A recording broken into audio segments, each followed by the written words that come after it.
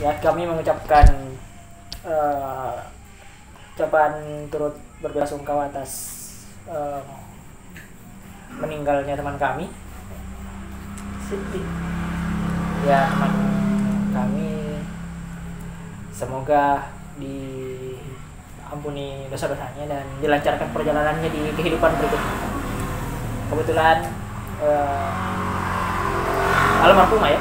Almarhumah. Ini kita sebut namanya? Tidak usah. Oh ya, kepada beliau kita berikan doa yang terbaik. Pada saat video ini di syuting ini bertepatan dengan 14 harinya beliau. Dan saya memakai baju yang sama ketika mengantarkan beliau ke makam. Semoga beliau tenang di sana. Selamat datang di konten terbaru Magnificent Network. Coro, cerita horor.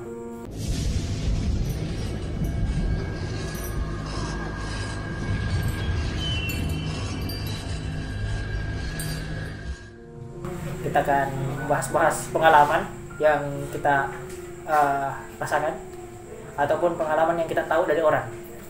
Tapi diupayakan bukan hoax dong, karena masa sudah cerita begitu, sudah takut kita bohong gitu. Jadi ada Pak di sini. Jadi kita sudah ada di rumahnya Asep Fahria bersama Pak Ajar. Ada Asep, teman sekolahku. Jadi kita mulai dulu. Bagaimana kabar tak dari alhamdulillah. Kita bagaimana? Baik juga. Ya baik. Gina. Oke. Jadi karena kita belum pengalaman bikin konten seperti ini, jadi kita baru memulai dari pengalaman pribadi dulu. Oke. Kalau Fajar ada pengalamannya begitu? Langsung saya. Fajar dulu. Saya sebenarnya Ada pengalaman atau apa yang pernah didengar dari orang? di mana dulu? Di sekolah. Di sekolah atau di sekolah manakah, ataukah pengalamannya orang yang kita tahu? Ya pernah. Langsung aja aku cerita kan? Cerita. Di SMP ku dulu. Di SMP ku itu salah satu sekolah yang cukup ini tuh terkenal lah. Satu digit itu jadi. Terus itu sekolah aku saat itu masih SMP Kak. Iya. Tuh. Langsung cerita tuh? Iya, langsung cerita. Saya SMP terus ada kayak bimbel malam memang tuh kan. Kemudian pas satu bimbel malam, kebetulan ruangan yang sering kita pakai untuk bimbel itu lampunya kedap-kedip. Saya sebagai salah satu senior, saya sudah kelas 3 SMP, disuruh cari ruangan sama guruku untuk ruangan pengganti. Itu kedap-kedipnya bukan gara-gara belum pilunas listriknya? Bukan. Nah, terus kalian cari. Kebetulan itu semua ruangan terkunci. Akhirnya saya kembali untuk ngupload. Di perjalananku saya kembali itu saya melihat ada katanya hantu anak pramuka. Nah, tidak, dia itu laksana. Dia sudah penegak mungkin. Nah, atau itu hantu pramukanya. Terus jadi dia itu belakangi Kak cerita. Jadi saya lihat belakangnya, dia belakangi Kak. Pas dia mau balik itu tiba-tiba kayak kan itu ada betonnya itu dinding, jadi jendela, beton jendela lagi. Pas saya lewat dari jendela, kan saya lihat dari jendela, pas saya lewat. Oh, dia di dalam ruangan? Dia di dalam ruangan. Di dalam ruang gurunya lebih tepat. Tiba-tiba pas kelihatan itu beton, pas dia mau balik begini langsung hilang. Tidak, tetapi pertama pas mulia ini ada pikiranmu bilang tidak mungkin anak pramuka sementara kumpul tugas. Tidak mungkin. Tapi ada memang notice. Awalnya enggak sih. Karena aku kira orang sekolah, karena biasanya itu ada memang ibu sekolah yang memang tinggal di situ untuk jaga anak sampai dia pulang. Kayak lembur di situ sama suaminya, saya kira salah satu dari mereka dia atau anaknya mungkin kebetulan panggil ke sana datang. Ternyata tidak ada. Tidak ada orang di ruangan TU-nya, kebetulan ini ibu yang masuk adalah ibu TU, tidak ada. Dan ternyata besoknya itu saya dengar cerita ternyata memang ada jadi di ruang guru itu sampingnya ada ruang kelas. Dan ternyata di ruang kelas itu tempatnya si anak yang kuceritakan itu persis kriterianya meninggal di situ.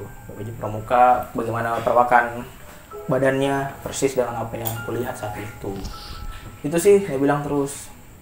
Adalah pas ke SMP juga beberapa. Ini clue-nya, ini SMP yang pernah viral di YouTube karena kuntilanak kayaknya. Oh, bukan pernah viral karena ada di situ orang satu kelas Harlem Shake. Bukan. Itu Oh. SMP yang sebelahnya itu. Nah, terus di situ pernah satu kali di acara yang sama saya juga bimbel tuh, tapi sebelumnya karena saya atlet, Oh ya. main dulu bola tuh. Jadi striker, main dulu bola. Kemudian karena saya juga beriman pada Tuhan Yang Maha Esa, setelah main bola saya sholat. Tunggu dulu. Bagaimana cara mau sholat kan? Pasti keringat gitu. Iya. Bagaimana cara mau sholat? Ganti baju tuh. Oh, ganti baju. Saya memang bawa baju ganti. Memang saya lebih minat main bolanya dibanding bimbelnya. Celana mau ganti? Enggak. Enggak. Jadi setelah itu tuh. Jadi itu begini posisinya. Jadi masjid, terus ada kayak kanopi begini, baru ada ruang kelas di samping kirinya. Jadi perjalananku dari ini masjid, setelah aku berzikir situ. Terus jadi itu di situ lewat ini tuh kanopi, ada bayangan besar lewat begini. Oke. Ini posisi mau tuh salat sendiri kalau memang salat. Tidak di mana Enggak. main bola. Sama aja semua. Oh, sama tapi bola. kebetulan pas aku mau pergi ke kelas tempatku bimbel itu, kebetulan berdua aja situ keluar dari masjid duluan. Nah, pas kita lewat di situ ada bayangan besar lewat. Saya bilang kayaknya memang bayanganku yang terrefleksi karena ada apa namanya ini? Lampu. Tiba-tiba saya tanya, temanku yang di belakang tanya, "Nule itu yang di samping tadi lewat." Bilang, Oke. Sudah tidak bisa dibicarakan. Nah, itu mungkin di SMP. SMA juga ada lagi sih, tapi mungkin sebentar bercerita. Kita saling bersambut-sambutan saja. Iya, kalau dari saya, pengalaman Pin ada pengalamanku waktu kecil. Waktu dulu masih segini. Zigot. Nah, Seumur jenglot. nah di situ liburan Kak di rumahnya nenekku. Dulu nenekku itu kepala sekolah. Iya, dua dulu kepala sekolah kebetulan juga. Kalau saya ke sana itu jadi primadona Kak. Tapi cerita horornya bukan di situ. Nah, tapi saya masih ingat dulu banyak cewek-cewek yang gendong Kak. Tapi nggak tahu pasti tua sekarang. Nah, ini terjadi ketika malam. Itu dulu mau Kak tidur. Jadi saya itu di rumahnya nenekku itu biasa kalau kita ke rumah ke rumah keluarga di kampung kan pasti itu jarang kita tidur di kamar, paling entah di ruang tamu dikasih geser semua kursi atau di ruang tengah yang jelas mak jejer semua di situ. Nah dulu di rumah di situ pas sudah nggak tahu kayaknya tengah malam karena dulu itu masih mati semua lampu, cuma ndak kentara jam dan itu kan pakai kelambu orang. Cuma pada saat posisinya itu kayaknya karena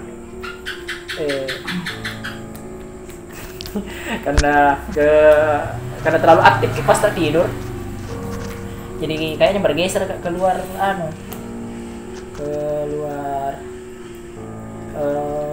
kelambu. Pas di luar kelambu kan agak panas kita, kayaknya bangun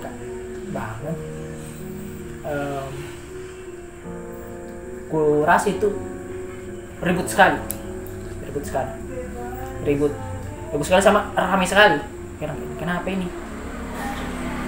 Pas kena tak heran kata mencoba melihat pelan-pelan, apalagi nggak sadar kita melihat pelan-pelan ke kanan, kira kan melihat ke atas kata. Kenapa banyak rame di situ. Ada yang di sudut, ada yang di mana. Kenapa ini rame sekali? Terus di situ yang ku ingat kayak terbuka pintu ruang tamu langsung. Kenapa terbuka langsung kayak ada yang masuk.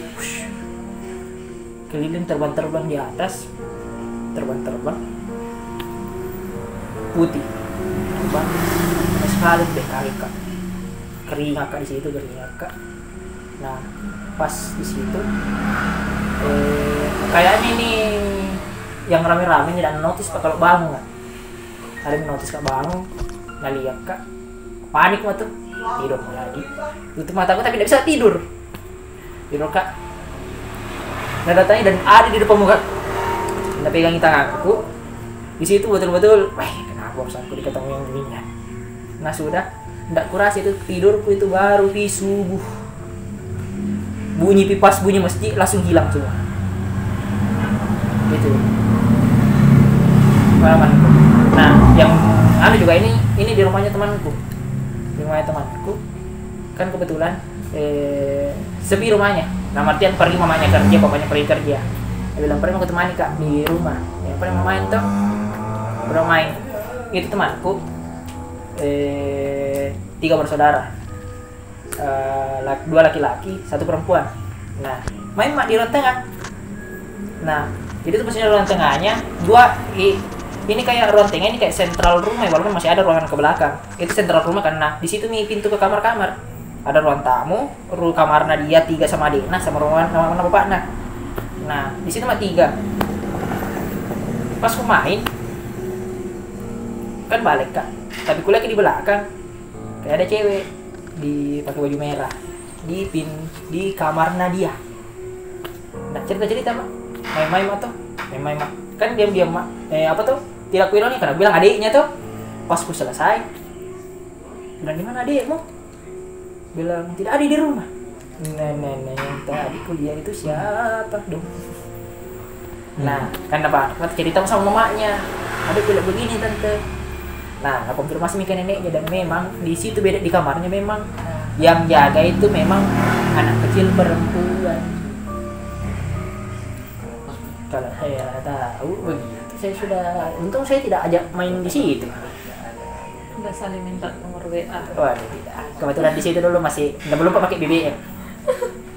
Oke, sekarang kita ke AC dulu. Apa mau cerita dulu? Kalau pengalaman horor, percaya atau tidak percaya, pernah kejadian pas SMP. Kan di sekolah identik dengan pernahlah Fajar dapat sesajen. Pernahlah. Tunggu dulu, kenapa di sekolah mau dapat sesajen? Kurang tahu bagaimana, tapi sempat itu hari tepat hari Jumat berdoa sama temanku. Tumen-tumennya itu tidak diantar sama orang tua pergi sekolah, naik bentor. Pas turun dari bentor, pungut sampah. Pas sampai ada pohon ketapang yang besar, terus lihat kayak, jadi apa namanya itu? Tempat tambal ban. Bukan. Kayak apa? Biasa orang bilang kaparak. Oh. Itu hari. Nampan besar. Ada pisang, ada pokoknya ada buah-buahan. Bukan itu kampar yang gambarnya sayur-sayuran, yang buah-buahan bisa. Bukanlah. Oh. Nah terus ini temanku, dia bilang gini, tumben-tumbennya ini guru sediakan murid kayak begini.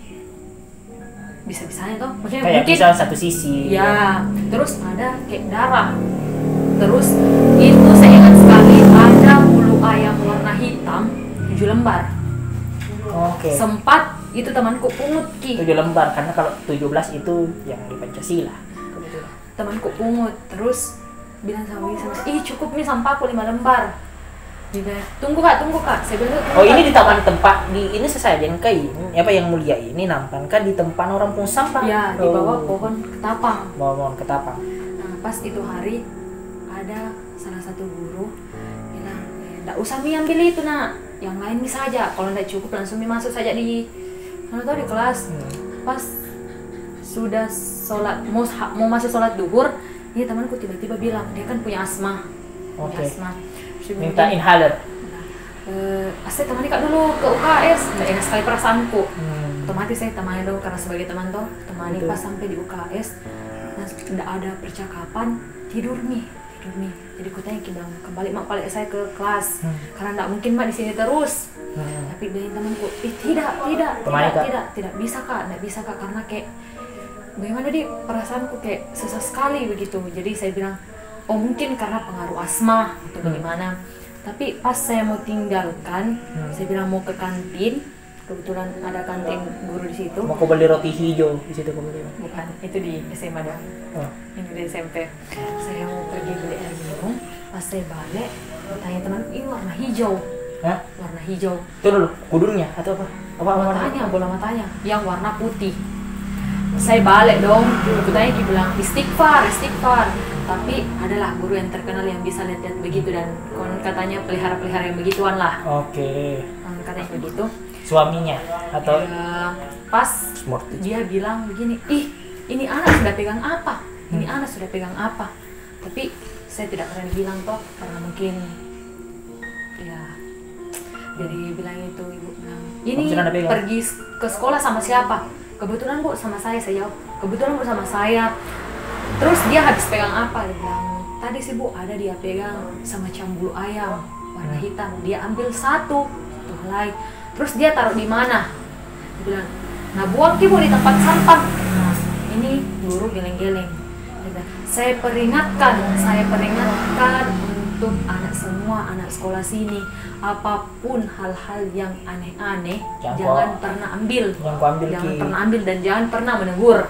Oke. Nah ini temanku Menegur ini bilang singgah ki begitu? Tidak. Di pas di UKS dia nggak tahu kayak dibacakan apa sama guru. Waduh. Dibacakan apa sama guru sampai kayak bagaimana dik? Dia pemikiran bilang, tidak bu, tidak begitu. Terus pas ditanyakan bilang, nak memang itu bulu ayam masih bisa pertanggungjawabkan untuk dibawa kembali ke tempatnya, ke tempat semula. Langsung dia bilang, tapi ini yang saudara sukin, dia bilang, saya suka sama ini anak. Anak ini pemberani, anak ini pemberani. Semua murid tidak pernah yang namanya ganggu makanan kami, begitu. Tapi posisinya ini temanku sadar tidak sadar, kira-kira tidak dimiliki. Tapi bilang ini, ibu keluar nih, kasihani tubuhnya ini anak, kasihani dia juga punya penyakit, jangan sampai dia sudah jadi tumbal berikutnya. Nah pas pulang, kebetulan saudaraku juga alumni dari sekolah situ, adalah sebelumnya itu memang terkenal dengan namanya sesajen itu karena salah satu dari anaknya pernah jadikan tumbal. Nah pas bertanya, itu yang pernah saya lihat dibawa ring basket. Kenapa? Nggak tahu dibawa ring basket? Dibawa ring basket, tidak tahu kenapa pas itu hari Sabtu, tiba-tiba pas istirahat ada di situ. Mau sekali duduk di bawah ring basket, mau sekali. Itu temanmu? Saya punya kemauan mau sekali duduk di ring basket, tapi kenapa kayak tiba-tiba punya feeling bahwa suasananya ini lapangan basket kayak sedih sekali. Jadi menangis ke di situ mungkin?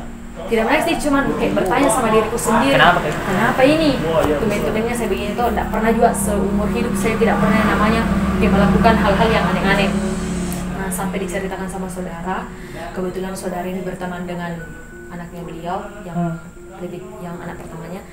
Dia mengaku dan jujur, bapaknya itu pernah melakukan hal-hal mistis untuk melancarkan rezeki, sampai katanya pernah berhubungan badan dengan salah satu penghuni yang ada di sekolah itu.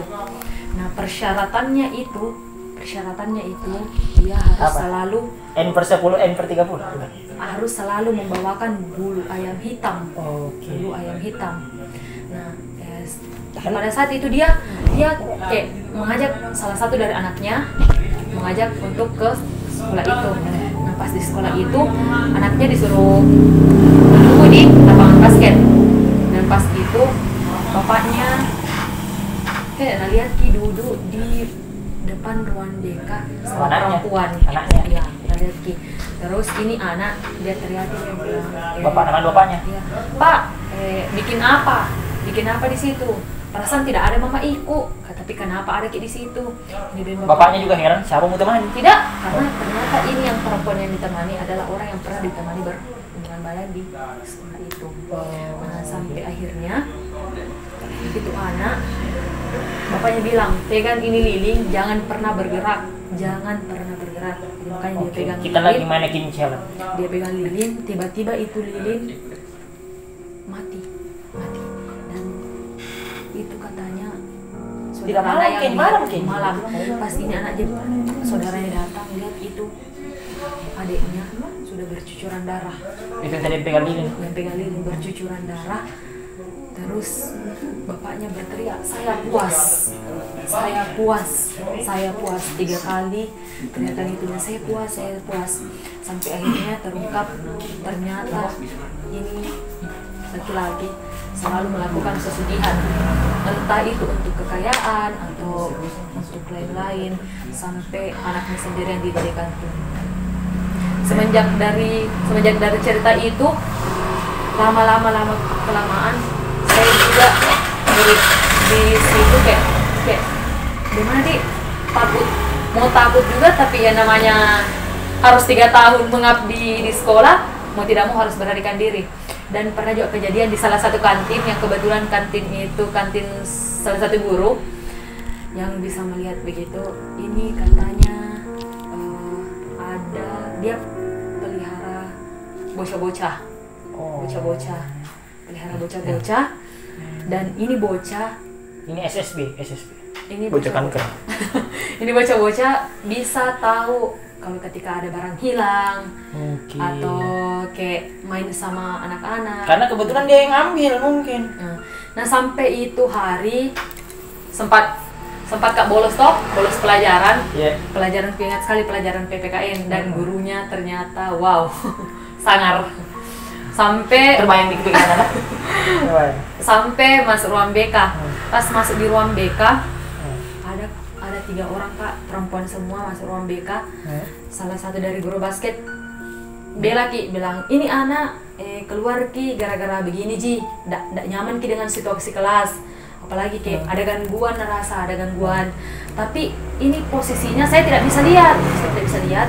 Ini temanku bilang, ih kenapa ada anak kecil selalu sekali tarik-tarik rok. Oh, kau lihat Ki? Saya tidak lihat, tapi temanku Temanmu? lihat. Terus roknya temanku tarik. Kenapa ini ada anak-anak suka sekali tarik rok? Ini guru yang punya kantin, dia bilang begini, jangan nak, tidak bikin apa-apa gitu kakak. Jangan nak, tidak bikin apa-apa gitu Kau kakak. heran ku siapa data guru ini? Ya, heran kadang, siapa data guru ini? Karena yang bolos itu saya bertiga temanku. Tetapi nu lihat kita tak begini-begini mana? Ini roknya temanku miring miring. karena ditarik. Tetapi tadi nu lihat kita Iya. tarik begitu. Pas Dan nu lihat mungkin angin kah atau apa? dalam ruangan Ki tidak ada kipas, tertutup gorden saja yang ringan-ringan, tidak terbang. Kenapa itu bisa tertarik toh? Pas Ki bilang, temanku bilang, ibu bayar ini deh, mau keluar biar mak. Oh, di kantin kau ceritanya apa? biar Apa? Oh, biar bisa orang bayar denda begitu. biar mak keluar ibu, begini sampai keluar situ nih. Ini temanku yang sudah ditarik roknya, tiba-tiba 2 hari kemudian datang orang tuanya untuk kasih pindah sekolah, karena sampai diikuti ke rumah, dan ternyata Di rumahnya kenapa? ada bawa sesuatu barang yang dapat di sekolah, bawa pulang ke rumah, dan pas Pidi tahu bawa Ki pulang ke rumah, sakit Ki, tapi itu pas pergi Ki busuk, semua badan tidak bisa goyang, Apa nak bawa? Apa nak bawa? Ketahui Pas di itu, Giri salib. pas ketahuan Ki apa yang bawa, ternyata kayak kain hitam, Oke. tapi isinya kapas, dan ada Paseo, serbuk-serbuk. kebetulan paseo. Ada serbuk-serbuk. Pas dia itu bilang ini apa, itu orang tuanya panggil ustaz, percaya tidak percaya, siang-siang bolong setengah kelas Ki pergi besuki, itu kain terbakar depan rumahnya, dibacakan ayat-ayat Al-Quran. Kiranya pakai loop. Mungkin kayak kita pemikiran tak sampai sekarang, mungkin Bapak bilang kalau ada hal-hal aneh jangan ceritakan di tempat, mending di luar dari area yang tempat kejadian. Ya begitulah.